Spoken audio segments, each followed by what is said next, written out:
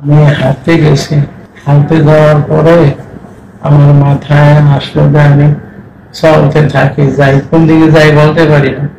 এক পর্যায়ে আমি অটো পাইছি, অটোতে উঠছি, মেরের বাজার নামছি।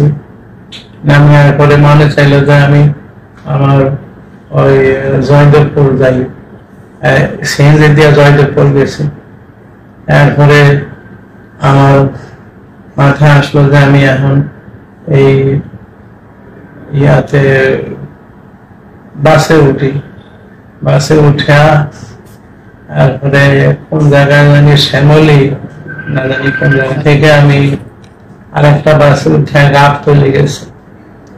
ওইখান থেকে আমি মনে চাইল যে আমি টিকিট করি, কই যাবো, আমার খেয়াল হলে যে আমি পঞ্চগড় যাই।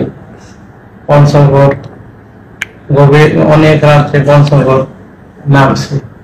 নামার পরে হাঁটতেছিলাম, কোন দিকে হাঁটতেছি আমি জানি না, আমি চিনি না, হাঁটতেছিলাম। এক পর্যায়ে আমি দেখি যে পঞ্চগড় জেলা প্রশাসকের কার্যালয়, তারপরে পুলিশ লাইন্স, এগুলি হাঁটিয়া পার হয়ে গেছে। পার হয়ে গিয়ে এক পর্যায়ে আমি একটা শিকল পরনে পাইলাম, ওইটা নিয়ে এক জায়গায় আমি প্রস্থান করতে বসলাম।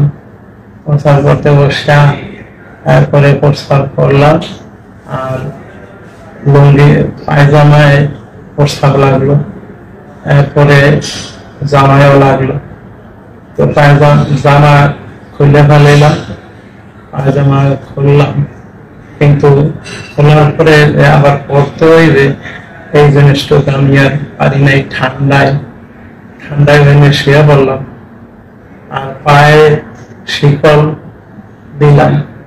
পায়ে শিকল দিয়া এরপরে আমার এই যে কেন পড়তেছি এইটার কোনো চিন্তা ভাবনা কিছুই আমার নাই, খালি যা